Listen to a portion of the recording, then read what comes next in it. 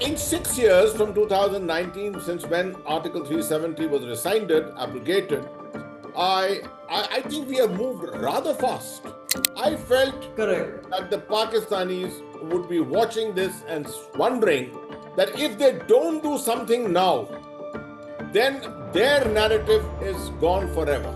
And that's why it's That's just right. But do you think we thinning out our forces on the border was a good idea? Was a bad idea, really? from my time of 2001, Yes. and we had 3,000 terrorists roaming around Jammu and Kashmir. Today we have 100 to 130. Despite the global attention to Kashmir, I don't see India restarting talks on Kashmir unless there's a talk also on terrorism, which is what India has laid out very clearly. Call out Pakistan doesn't mean that Pakistan gets off. There's a difference between not calling out Pakistan and saying that Pakistan gets off. Most countries agree that Pakistan has a terrorism problem. Coming back to support for Pakistan, Pakistan has countries who just supported it. China is one. I'm sure Anushka will talk about that. But Turkey has long supported, and under Erdogan, there's been a stronger relationship. Let's bear in mind there's a relationship between Turkey, Pakistan, and the Armenia and India and the Armenia-Azerbaijan conflict as well. Each side supporting the other, and I believe Pakistan provides support to Turkey or directly to one of the combatants in that conflict. So there are relationships. Erdogan has often spoken about Kashmir. But I don't see any of Turkish drones, yes. At the end of the day, it is China. It is Chinese support which has helped Pakistan. I don't see India having a problem on the global arena. From the Chinese perspective, most relationships are about a quid pro quo. Just like Russia couldn't afford to lose India as a partner, China can't afford to lose partners that it has. What do you do with a problem like Pakistan? Is it enough to name and shame Pakistan on terror? Isn't China the real power that challenges India's rise? Isn't China the real power that challenges India's rise? Hello, everyone. Welcome to Global Express. I'm Nina Gopal. This is where we take a good hard look at events that impact India. Today, as the India-Pakistan standoff remains at an uneasy standstill after 4 days of war, and questions continue to swirl on whether it is at an end, it would be worth noting that while India and Pakistan are no longer raining guns, drones, and missiles, death and destruction on each other, our army and air force are still on standby. It's a pause, but the infiltration attempts continue. So what do you do about a neighbor like Pakistan? A neighbor armed with some 170 nuclear missiles, a neighbor that recruits and sustains a jihadi factory that turns out hundreds of terrorists who fan out not just across Pakistan and Afghanistan, but Sudan, Turkey, Libya, Bahrain, as well as Chechnya, Central Asia, and of course, Jammu and Kashmir, and cities in India like Mumbai and Bangalore, which have borne the brunt of it. As India begins a well-crafted global outreach, sending out 7 all-party delegations, parliamentarians, and diplomats to alert the world on the dangers posed by Pakistan, and make it clear that India means business with the new Modi doctrine that lays down the new red lines, what does India need to do to safeguard itself? Whom can we count on? The United States may have intervened, so it claims, to stop the conflict, but most importantly, is anyone paying attention to the dangers posed by a rogue nation like Pakistan? A Pakistan that under the new army chief, General Asim Munir, who's promoted himself to Field Marshal for his conduct of the war against India, has had no compunctions at all in using every trick in the book to destabilize India. Now, internal surveys like a Gallup Pakistan poll are showing he's got what he wanted. He's topping the popularity charts at 93%.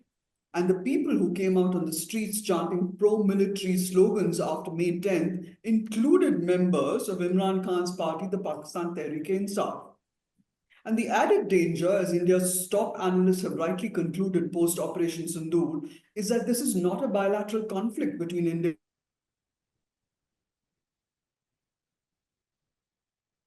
and Sindhoor demonstrated. It's China and Pakistan against India. It's a two-front war, with China and Pakistan more than willing to extend its reach to the northeast, to Bangladesh and Myanmar, and even the maritime domain. Does India still hold the moral high ground, the military edge? How should it continue to confront this newly aggressive Pakistan? Should it be war by other means? Is a peace offensive even on the cards? We've got three very special guests today joining us today on Global Express. Lieutenant General Atta Hasnain, a superb analyst and commentator on Jammu and Kashmir, Pakistan, China, the Middle East, an expert on international extremist violence, retired general and former military secretary. He had commanded the Srinagar 15 Corps, served in Siachen and the Northeast. Welcome, General Hasnain. Also with us is Dr. Aparna Pandey, a research fellow and director, India Initiative on the Future of India and South Asia at the Hudson Institute, with a very special focus on India, Pakistan, Afghanistan, whose PhD dissertation is on Pakistan's foreign policy. Welcome, Dr. Pandey. And also with us is Anushka Saxena, a China Studies research analyst with the Indo-Pacific Studies program at the Takshashila Institution. She keeps a keen eye on the People's Liberation Army in China, China-Taiwan relations, India-China, and curates the weekly newsletter Eye on China. Welcome, Anushka Saxena. Thank you so much. So let's start with recent developments that must have rattled Delhi. One, the largely tepid response to India's charges against Pakistan employing terrorists in Jammu and Kashmir. It's not just the tourists in Pahalgam that have suffered. Hundreds of families living along the line of control, their lives are in peril. So are the army soldiers, who are patrolling the area where there is a continued infiltration. General, in your recent comments post Operation Sindhoor, you've advocated building an undiluted security grid. Could you tell us exactly what that entails? And my question to that, added question to that is, did we lull ourselves into a false sense of complacency, General, after Balakot?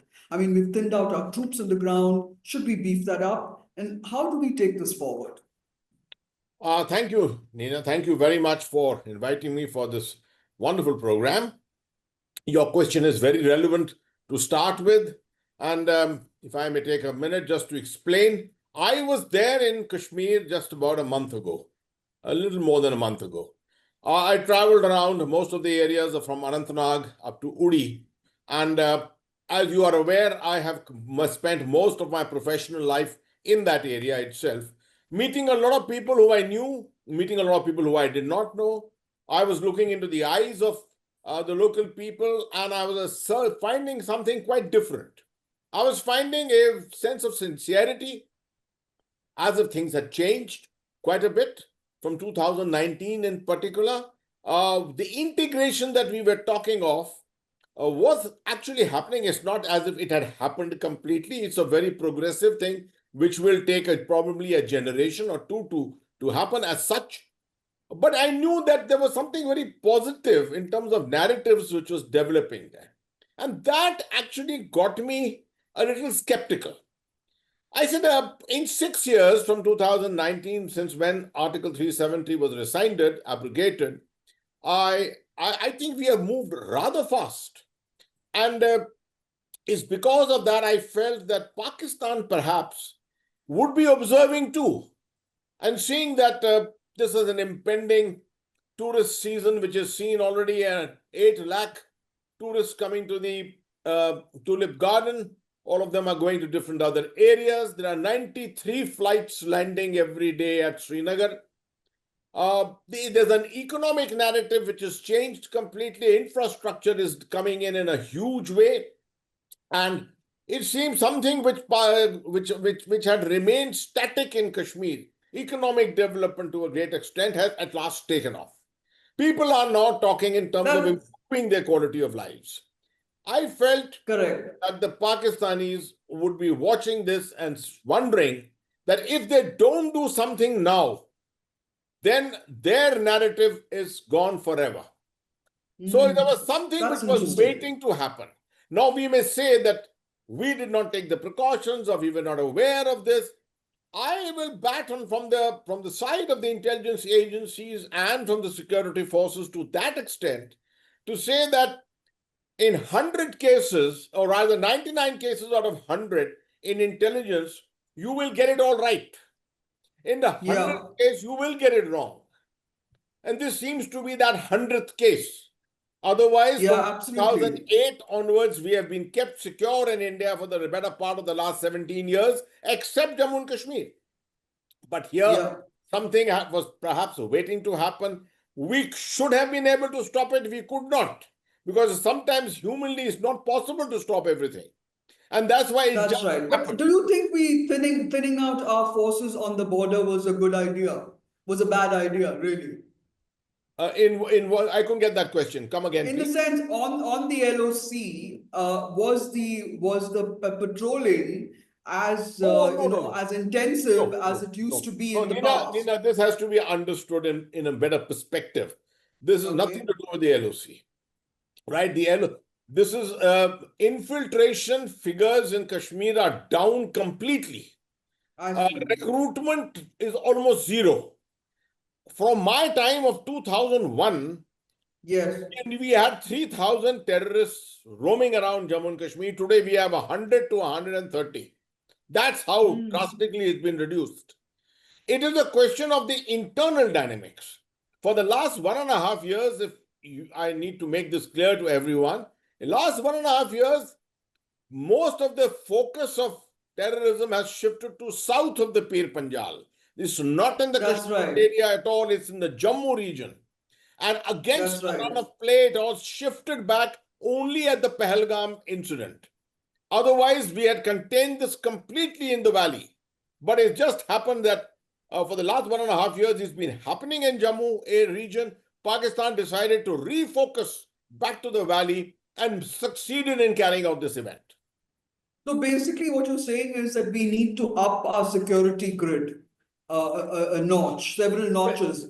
Well, In I can say for one, you may have read my piece in the Times of India, which came out 2 days ago, which basically said that we have achieved a hell of a lot in Operation Sindhoor. But at the end of the mm, day, to say that we have put an end to what Pakistan can do in terms of the thousand cuts doctrine would be wrong, would be a wrong assumption. This kind of yes, this kind of an asymmetric action from Pakistan can happen at any time. It can that's right. happen. That's right. It could have happened yesterday. It will happen today, and it will happen tomorrow. Yeah. So we have to try and minimize. We have to try and optimize our overall domination there. Aparna Pandey, if I can come to you, what is Pakistan's game on Kashmir going to be going forward? I mean, you have in the coming months, should we expect a stepped up offensive of terror attacks? Because I mean, what did they want to achieve? What they wanted to achieve, they achieved by bringing Kashmir back to the international attention. But man, because Kashmir had dropped off the international map completely. So, what do you see, Dr. Panna Pandey, as the reasons that Pakistan has been able to also, the second aspect of my question is be able to galvanize support from Turkey, Azerbaijan, and who knows who else, and of course China. Thanks, Nina. Great to be on this panel with the General and Anushka. I'd answer your question in sort of 3 points. One, what does Pakistan want? We all know what Pakistan wants. The Pakistani state has always believed that, without the K of Pakistan, which is Kashmir, it is incomplete. And so for the last, 77 years, there's been either either through war, and when war isn't possible because of conventional military superiority, this asymmetrical or subconventional warfare under a nuclear umbrella for the last 26 years.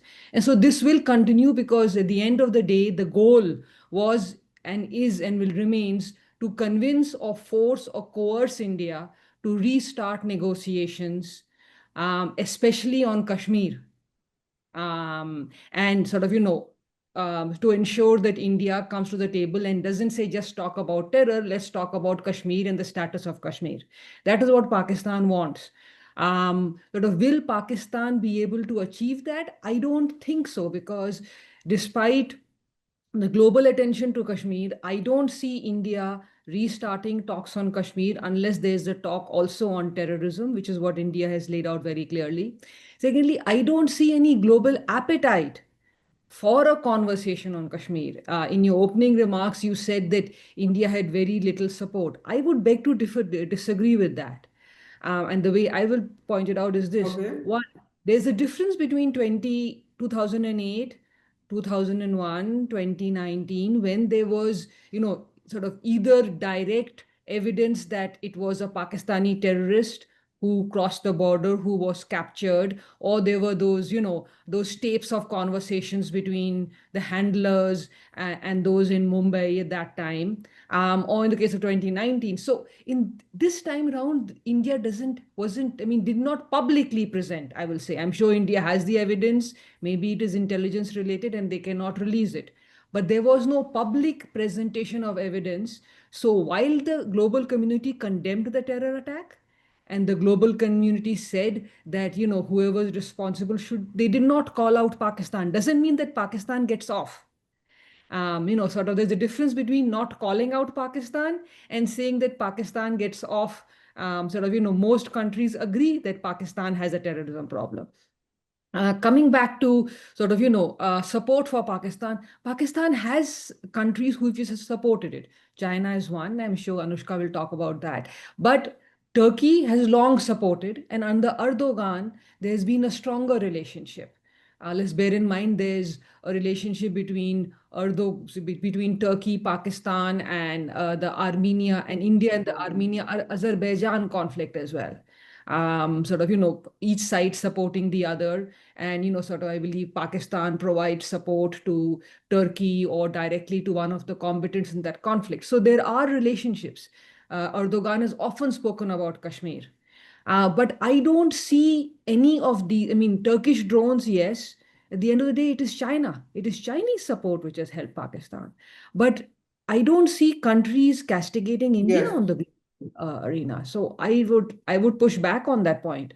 I don't see India having a problem on the global arena. We are now sending out our 7 teams to canvass support for the Indian point of view. On Pakistan using terror to wage war in India. But I just felt that the Pakistan narrative seemed to have be reproduced in these international magazines, and yet, and also this also has to be reinforced, that Pakistan had the full backing of China militarily, strategically, and right now, also the fact that they're trying to co-opt the Afghans in this very, very troubling meeting that has happened in Beijing with the foreign minister of the Taliban government appearing in Beijing for a meeting with the Pakistan foreign minister Ishaq Dar and the Chinese foreign minister Wang Yi. So, do you see that as a sort of a change, Anushka? What brought that about? Because this extension of CPEC, where they're saying they will include Afghanistan, that has already created huge, sort of a blowback in India, where India has been against CPEC right from the very beginning. So my point basically is, what is China's role here? I mean, it's propped up Pakistan as a proxy for a long time. Now it's going to co-opt Afghanistan, which India, I thought, had managed to bring onto its side after the Mawlavi Amir Khan Muttaqi spoke to our foreign minister Jaishankar and supported India's position on Pahalgam. Right. Thank you so much for that, Ms. Gopal. And it's a pleasure to be here. I think with China and its support to Pakistan, you can see that there are both interests internationally vis-a-vis garnering support of certain smaller and developing countries, which is part of China's broader strategy and foreign policy approach. And Pakistan is just a peg there. But on a more granular level, as you rightly mentioned, Pakistan does serve as kind of a proxy to keep the irritant that is India from Beijing's perspective in check. And if you look at the narratives and sentiments expressed by the Chinese on Operation Sindhoor and the escalation of hostilities, none of it ever really promoted or stood behind Pakistan uh, vis-a-vis a hot war or conventional warfare. It was largely packaged as China's support for de-escalation, mediation, peace, so on and so forth. But that shouldn't be mistaken really for the fact that China has any real interest in bringing a fundamental thaw in the India-Pakistan relationship. It cannot, but that is beside the point, right? Because it still Yeah, yeah. it, That's a good point that it cannot. Yes. it can leverage its military superiority or region or its regional dominance to be able to bring peace to what is a long-standing issue with a very nuanced and granular context, right? So um, Chi- as far as China's interests with Pakistan go, one is as a proxy to India, because if you look at China's militarily, China's main challenges today, especially in the, if you look at the continental and the maritime theater, it's India and the US, right? Just like we have a two front problem, China has a two front problem. Pardon me. So it needs support on both sides to be able to keep the other party, the rival party, in check. And the other interests that are economic, so to say, one can argue that yes, CPEC is an important project from the BRI's perspective on all of that, but it's a very, the number is very small. It's nearly $30 billion in completed projects and nearly $30 billion in proposed projects. But That's interesting. with the Wang Yi Ishaq meeting, we're seeing that a CPEC 2.0 is coming and the Afghans have been roped into it.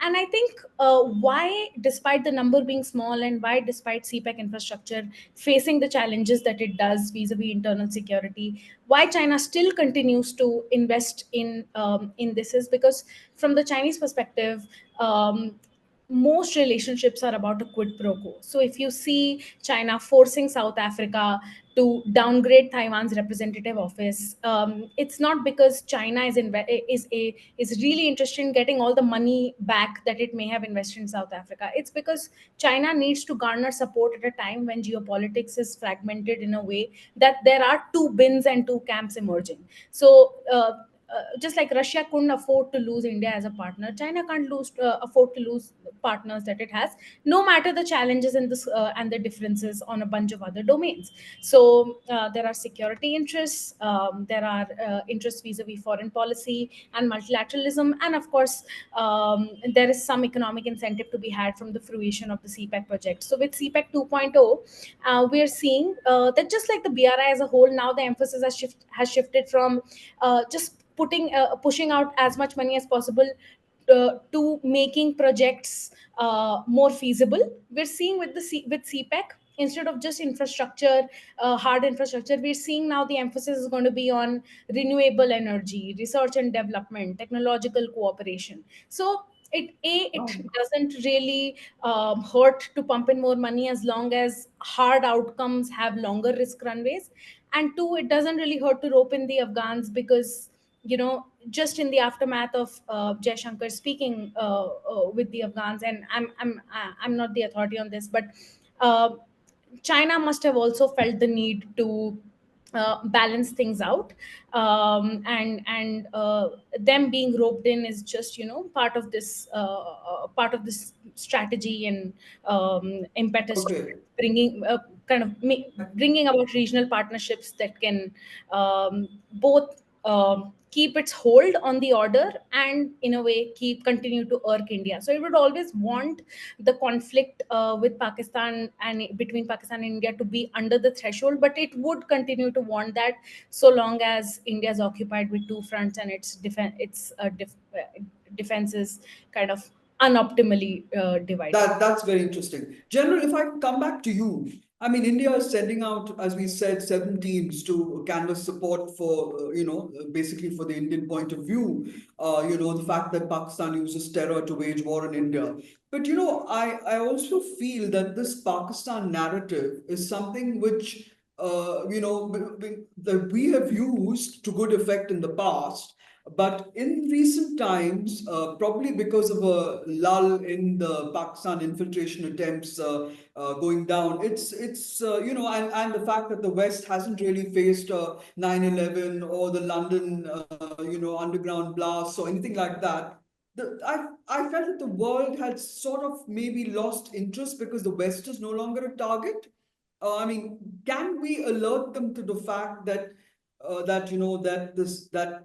especially countries like Saudi Arabia, the UAE, and the OIC countries, even Qatar, which brokered the Taliban deal, could we alert them to the fact that there are sleeper cells that are not active because they're sleeper cells, and provide some kind of proof that there is a terror footprint behind Pahalgam, and that all of these leaders from the three terror organizations that Pakistan has grown and nurtured, the Jaish-e-Mohammed, the Lashkar, which wants Muslim majority rule across Asia, and the Harkatul Mujahideen should be proscribed internationally. And I'd like Dr. Aparna Pandey to comment on that as well after you, General. In the sense, yes. In the OIC, definitely Pakistan does manage to carry its narrative.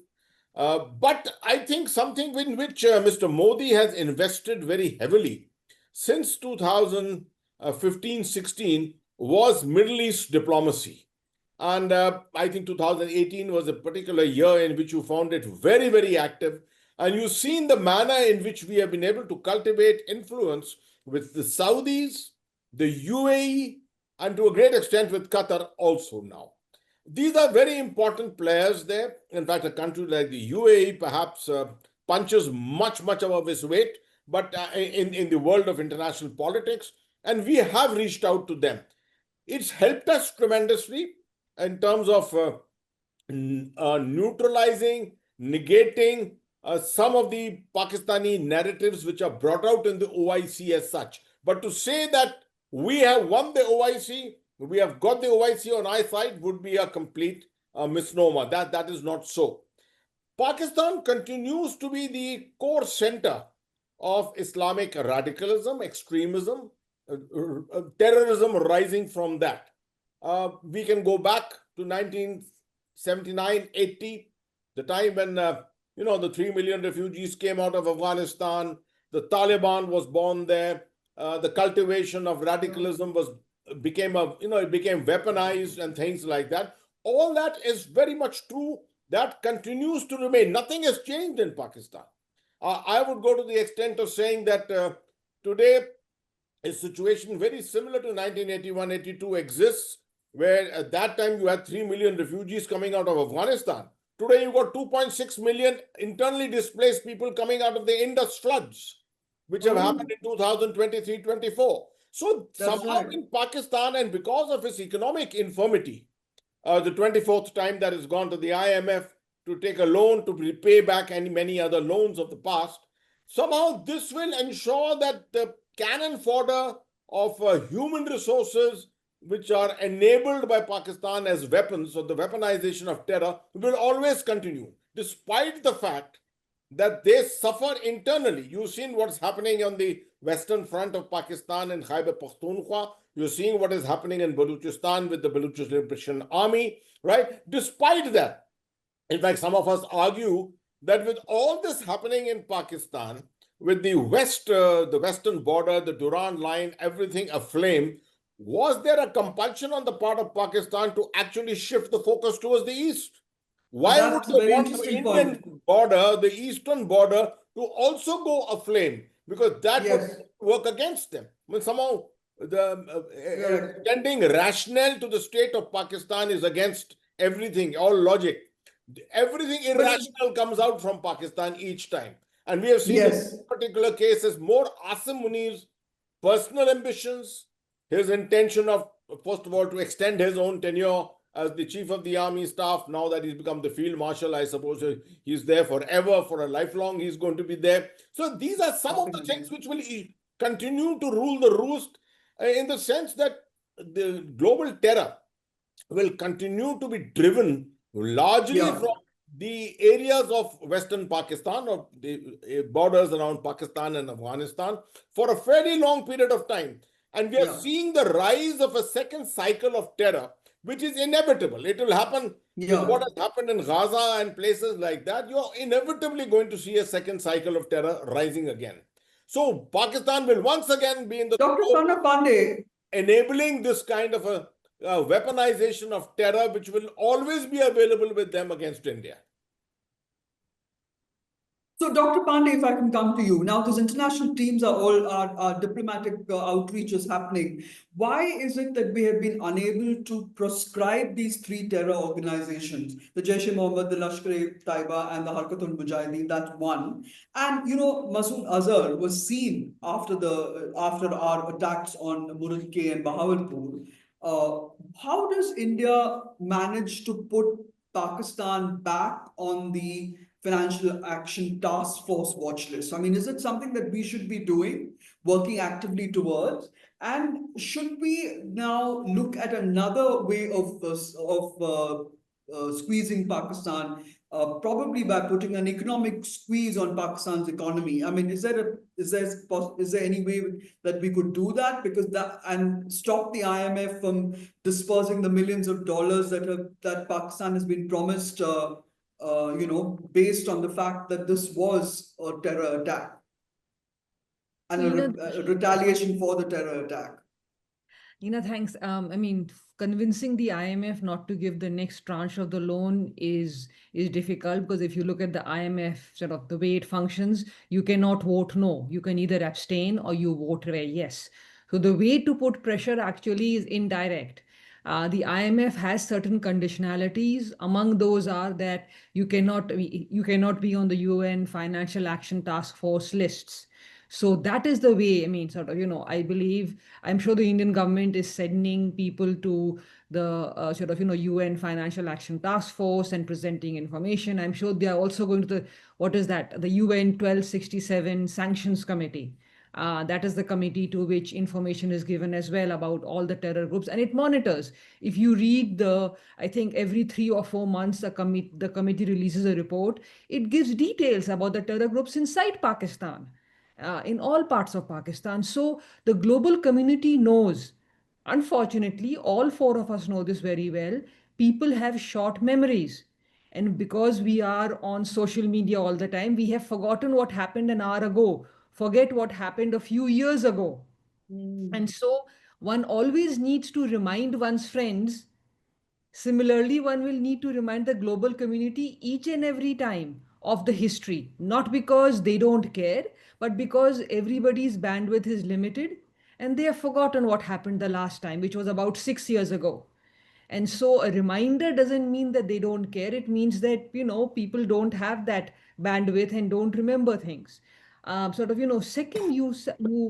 the general answer this, India has very good relations with most countries on the OIC, including the Middle Eastern countries.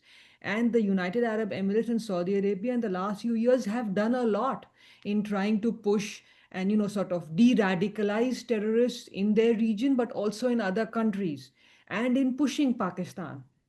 But one of the challenges, and this is a question you asked at the beginning, what does one do about a state like Pakistan? It reminds me of Sound of Music and that song about Maria, but it's a challenge exactly, there. that's where I took it from. Which is that there is a nuclear armed country, Muslim majority country of 240 million people, which has proxies and terror groups, which is located in a very critical location. So it is like somebody who has a gun to their head. You do have challenges in how you can deal with it. India has to find ways to work around that issue and work with that issue and protect itself and focus on what India needs to do, which is India's economic growth, India's military modernization, and the bigger challenge from China. But at the end of the day, the solution for Pakistan will need to come from inside Pakistan. Yeah, that's a very good point. How can we engineer that? So it will, I mean, the general has followed this for longer than I have. The terror proxies inside Pakistan, the Pakistani state started supporting in 1947 when the Lashkars were sent. Now that the day that the majority of Pakistani public believes that these are terrorists, these are not freedom fighters, these are not people who are doing a good cause, that is the day that things will change in Pakistan. Unfortunately, all the rest of the world can do is try and convince them of that, but the change will need to come from inside Pakistan. We have But limitations to what we can do. in fact, now the attack on the Pakistan armies is being stepped up in Balochistan. In fact, yesterday there were school children in a bus that was going to the army military school that was bombed, and they have very conveniently once again blamed India for it.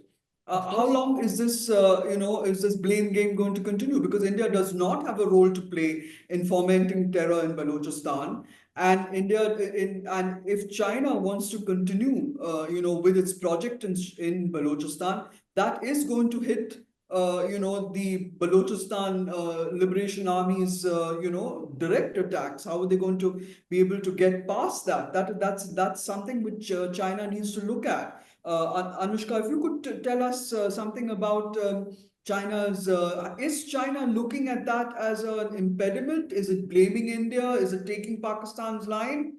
And how do we counter this targeting again? I mean, this basically topping India with blackening India's name.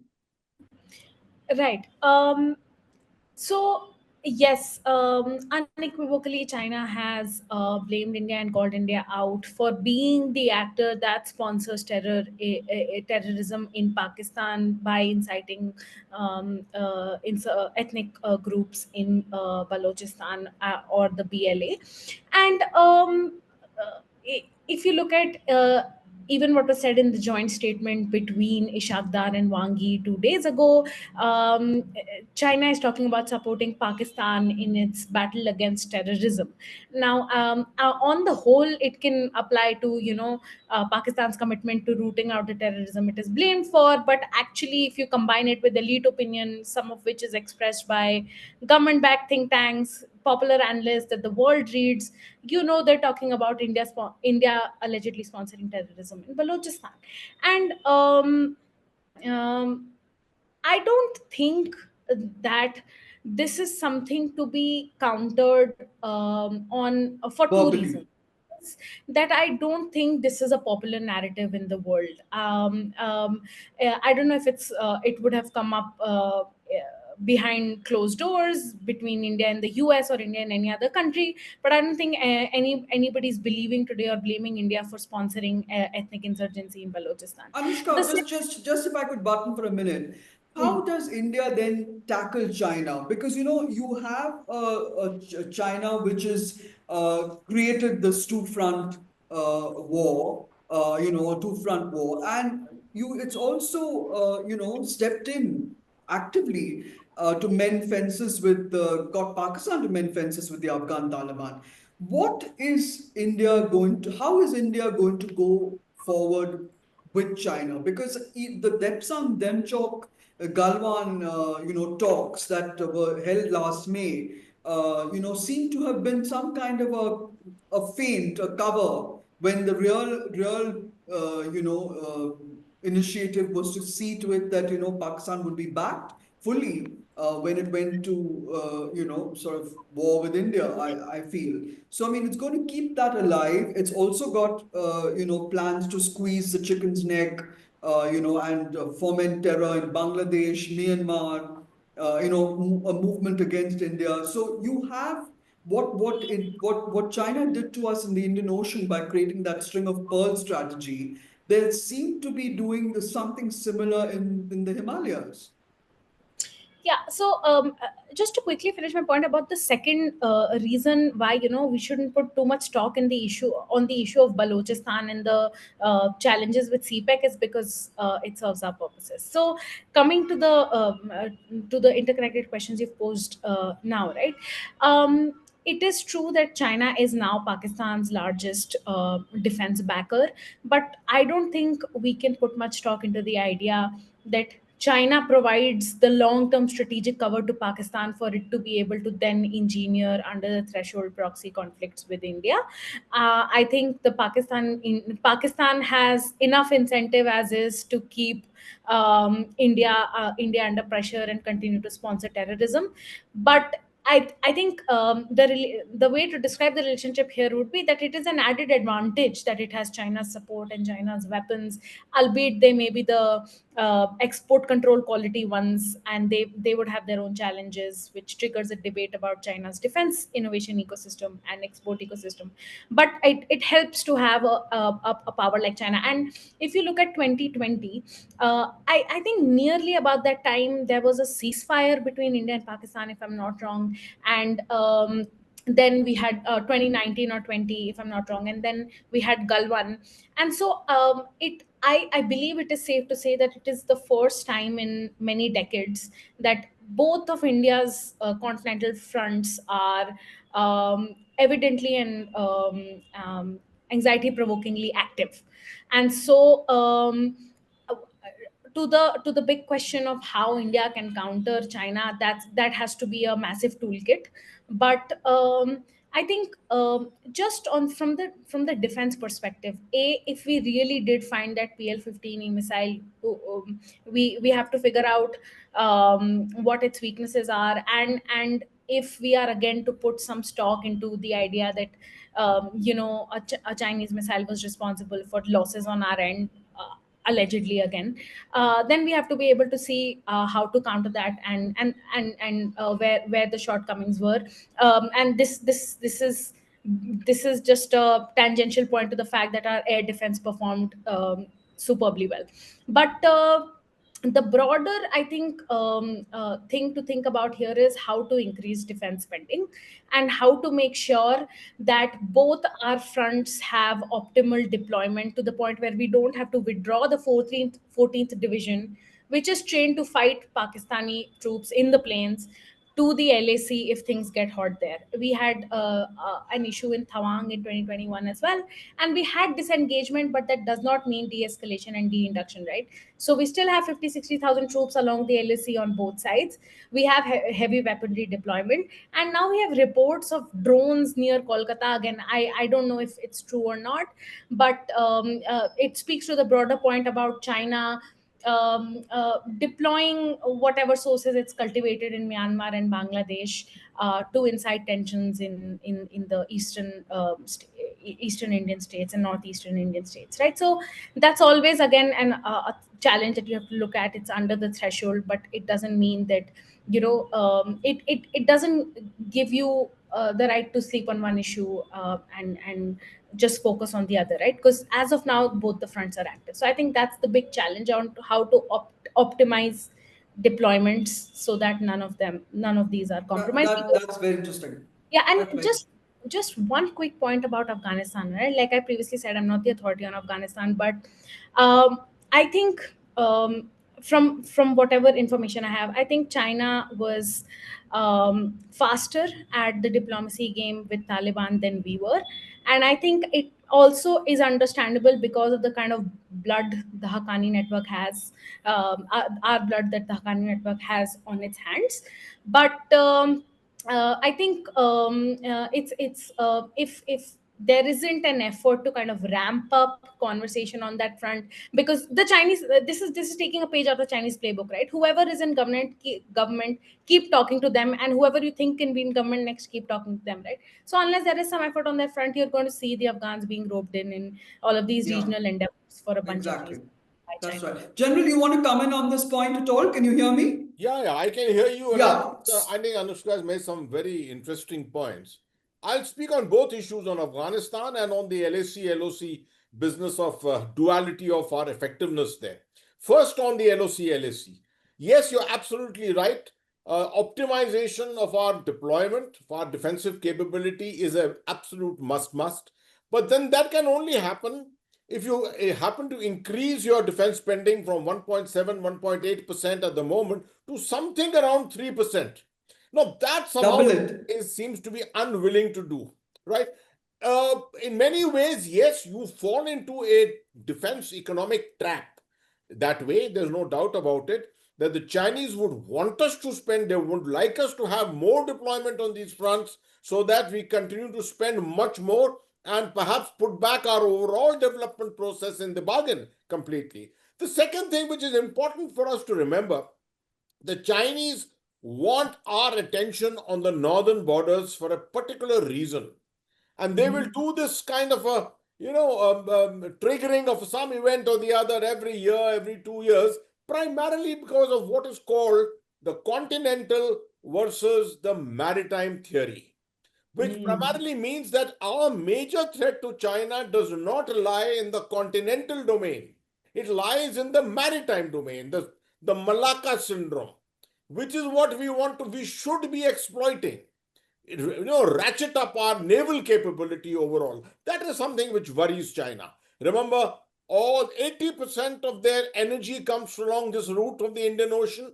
80% of the container traffic from the factories of Schengen, all of them come from there through this route too. It worries China hugely. And they want to keep us and our focus on the northern front, on the continental front. This is something we must not fall as a trap into completely. The second thing on Afghanistan, before that, sorry, you have seen a prime example of what Anushka was just telling you, that when you have to shift between fronts. Now, in 2020, we shifted troops south of the Pir Panjal and took them to Ladakh.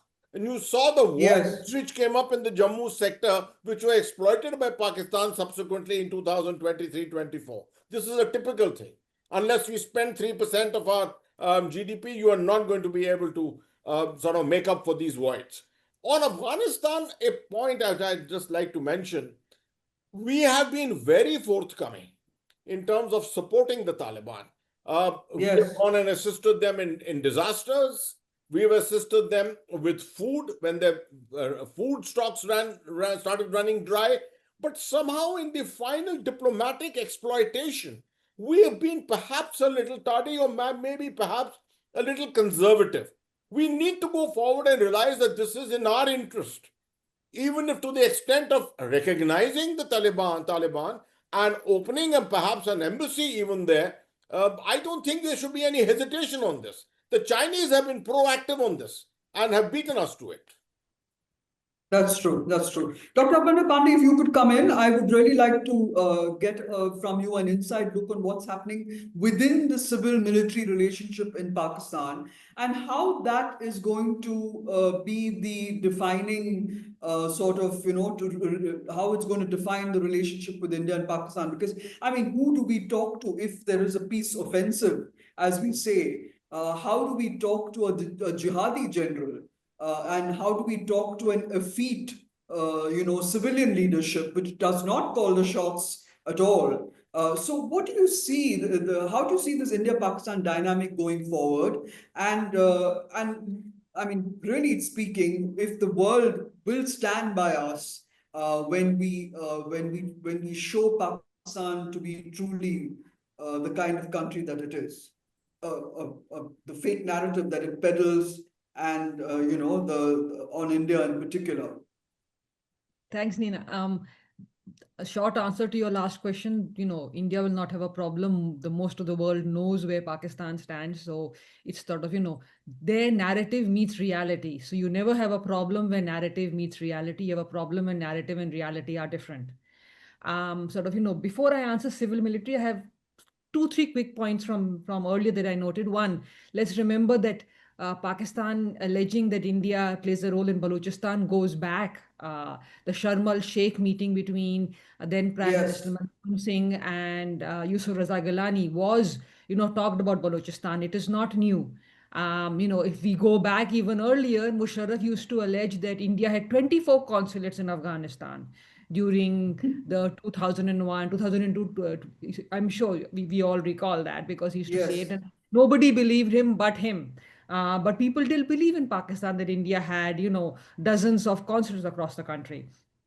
Third, the civil-military relations in Pakistan are tough, and it's the challenge there is it's like somebody going to the gym and only exercising one arm.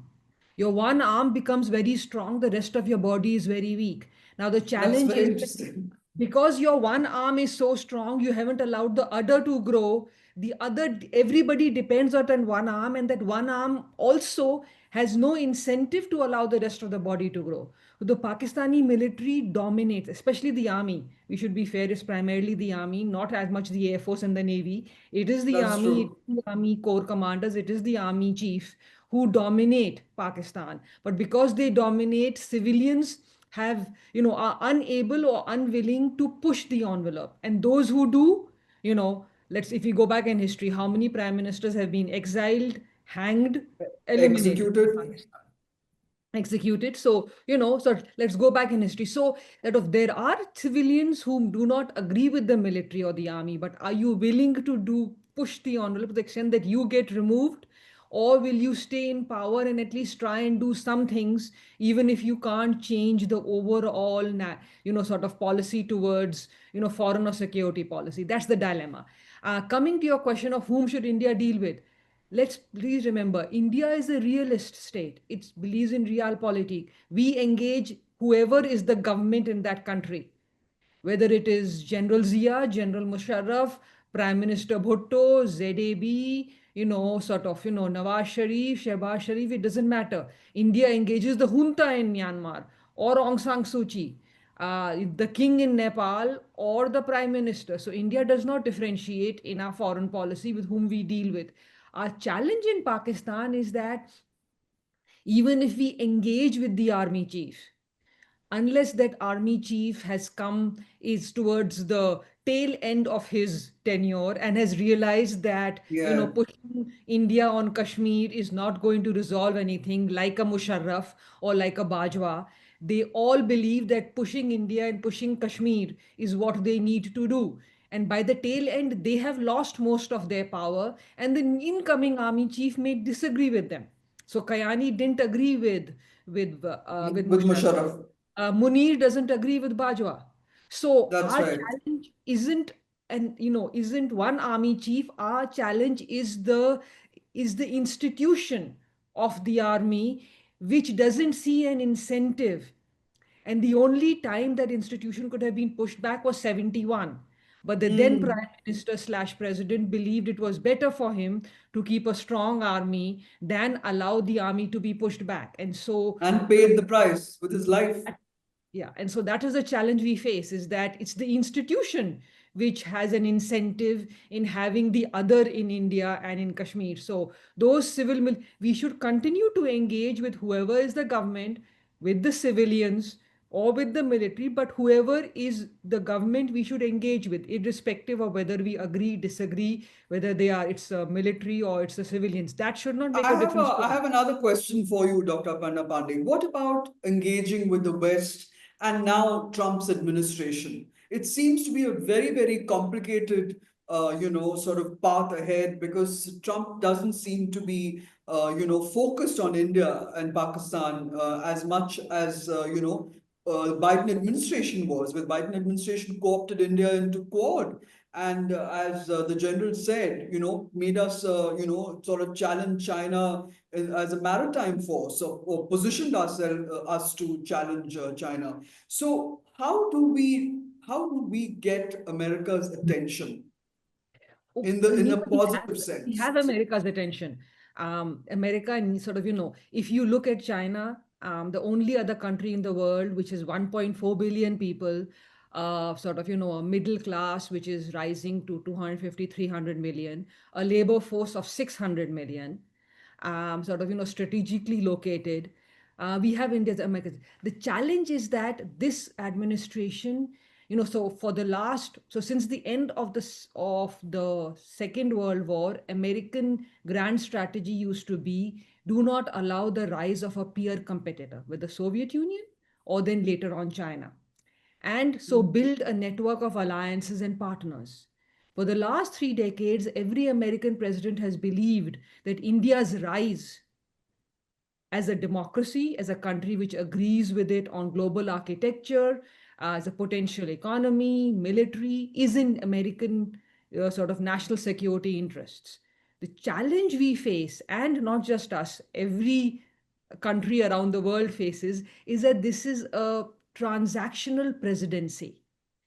This That's is right. not a strategic, So, presidency. so could Trump be bought over if China offers him a good deal? we will have to wait and see on that. I sort of, with this presidency, I do not look, I never have a crystal ball, but I refuse to, even say, because, it could be a G2, which India fears. It could be, worsening of relations, which would be fine with India. The same thing with Russia. It could be sanctions on Russia. It could be a better relationship with Russia. It could be the best, trade deal with India, or it could be a back and forth with India. So we don't know which way it's going to go. It may just depend on, how, and so we may have to wait for that to happen. But at the end of the day, India's centrality in American national strategy isn't going anywhere. And I would sort of always say we should go by what the US government does, not by what is posted on social media. Okay. All right, that's very interesting. Anushka, if I can come to you, I want to go back to the general after you, Anushka. I basically want to ask, can India's growth economically be hurt by China? Does China actively, can China actively damage the growth of India's economy? Thank you so much. Just one point about the US and China, right? And whether China can buy Trump, to put it in the most colorful manner, or can China Yeah. interests be so to say. So um, uh, if you're sitting in Beijing today, I think the world looks extremely hostile and unfavorable for Chinese growth. In fact, they came out with the national security white paper on May 12th, just 10 days ago, and none of it is about cooperation, so to say, or largely 99% of it is not about cooperation, but about mitigating risks in the world today, risks to China's growth, the stranglehold that the West has placed on its scientific and technological growth, lives and livelihoods, disrupted supply chains, so on and so forth. So it's not looking very good from the Chinese perspective.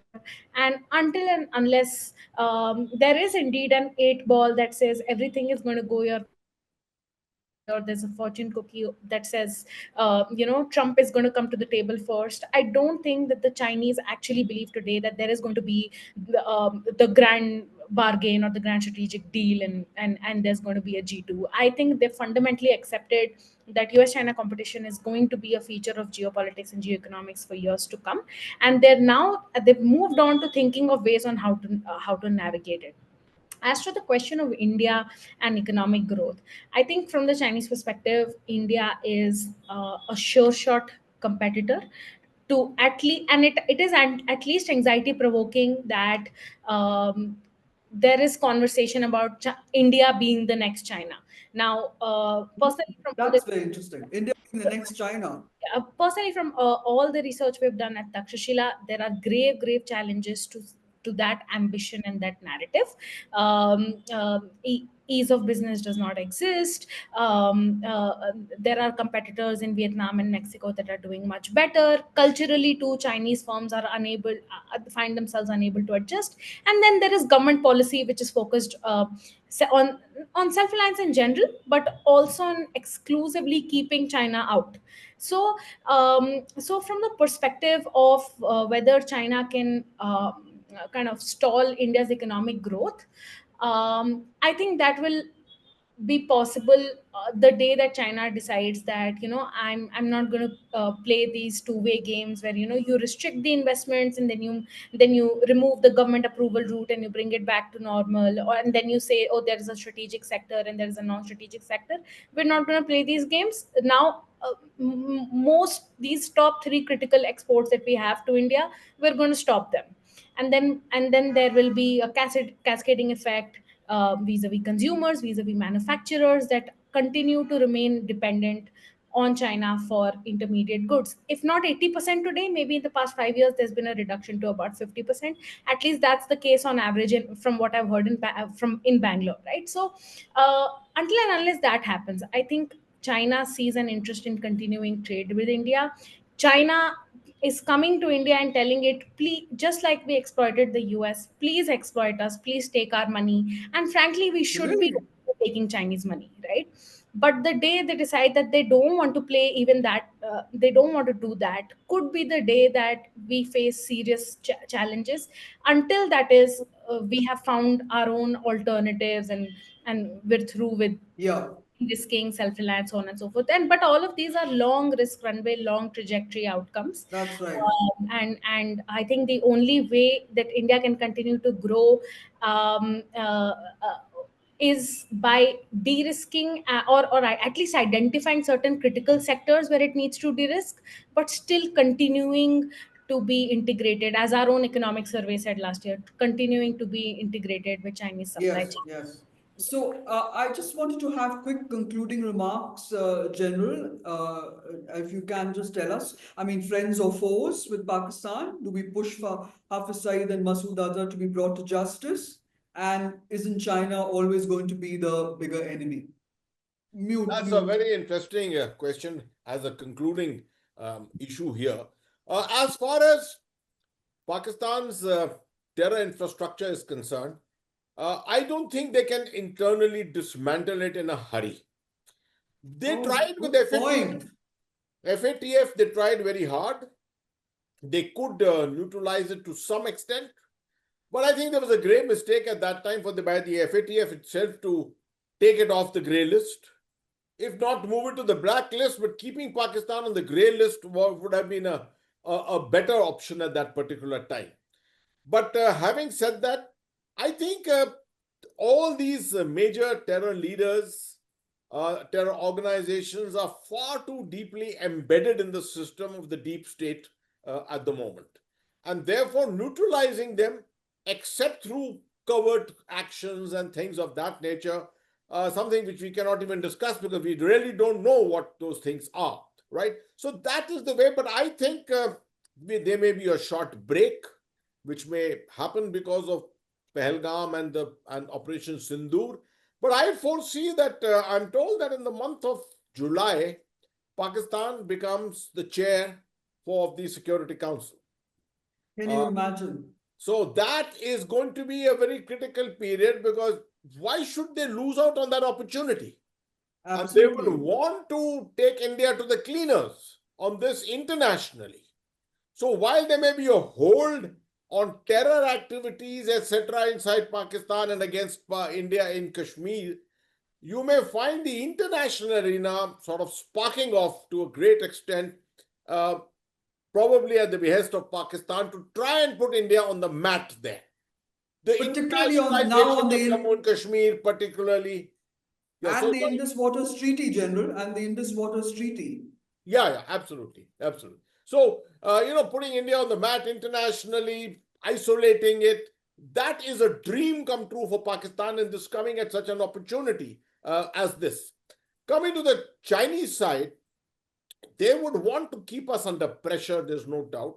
While 2020, to my mind, 2020 happened for a particular reason. India was racing ahead a little too fast, perhaps, gaining its strategic confidence under Mr. Modi in a very transformational way. And China was not very comfortable with accepting that because it felt that if it allowed this to happen, the Indo-US relationship would go places completely.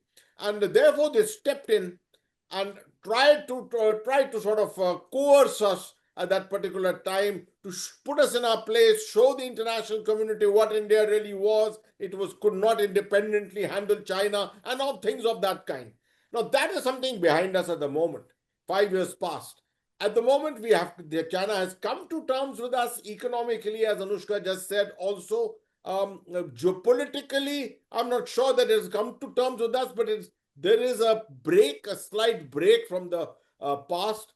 I think this will probably continue for a short while more. But China hasn't gone away anywhere from the coercion that it will bring on the line of actual control. It will That's use very that as well a put. weapon against India from time to time. And Pakistan will remain a willing partner, a more than willing partner in this quest of China.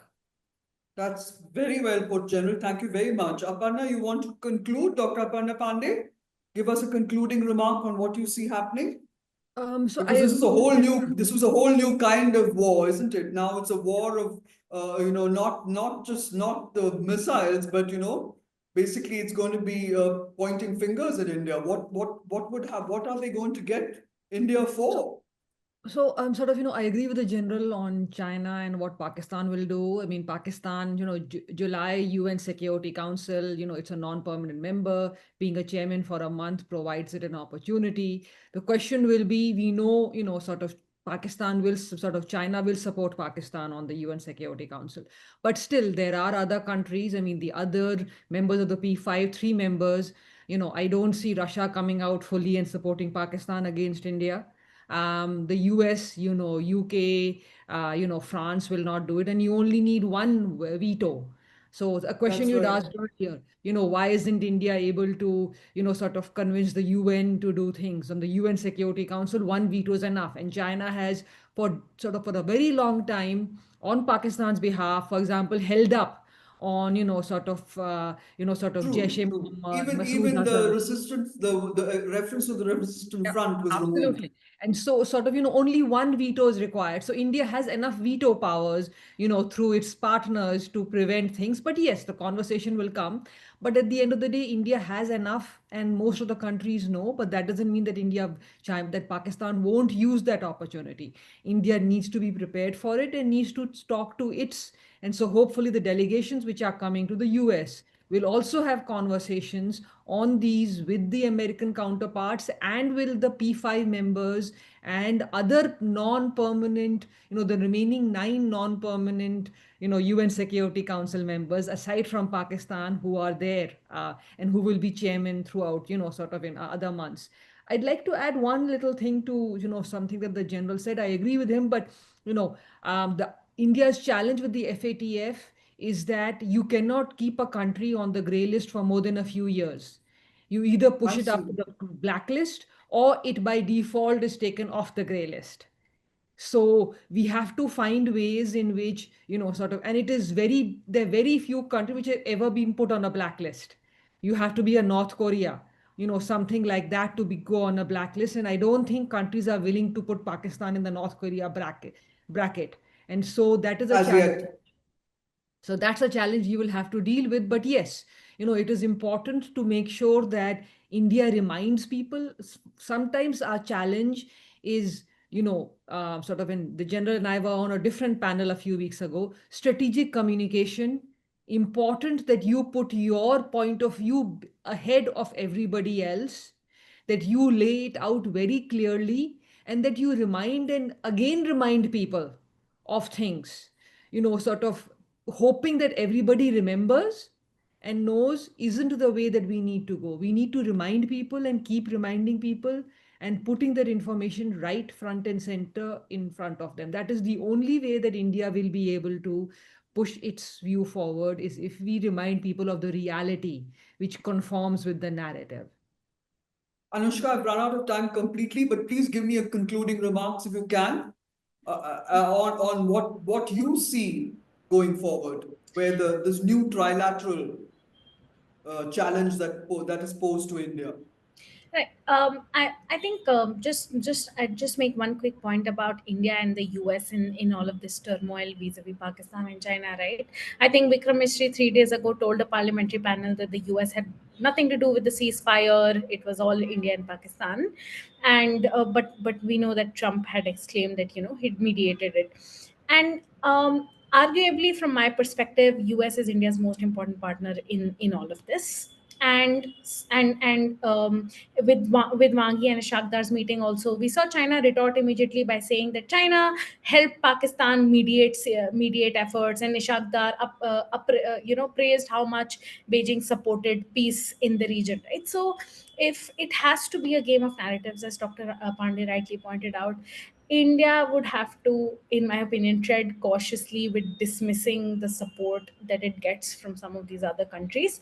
And I think I just want to pile on to what Dr. Pandey said, that with the with the escalation of hostilities, we saw countries, say for example in the Quad, going a bit silent, or rather going from support to a conversation on peace and de-escalation. So it is India's imperative to then delegitimize Pakistani terror, the Pakistani campaign, and make a case for why those hostilities were right, especially if this is going to be the threshold at which India is going to operate and respond going forward. Very well put. So basically, from preventive diplomacy, we have to transition to proactive diplomacy, and international engagement and an international outreach. And the world must hear what India has to say, because well, the guns may have fallen silent after this 4-day war, but India isn't backing down. But then neither is Pakistan and neither is China. So as I want to end with my original question: what do we do with a problem like Pakistan? Thank you very much, General Ata Hasnain, for coming on the program. Thank you very much, Dr. Aparna, and thank you, Anushka Saskina, for coming on Global Express. Thank you, viewers. Do click on the New Indian Express website and share as much as you can. Thank you. Thanks a lot. Thank you.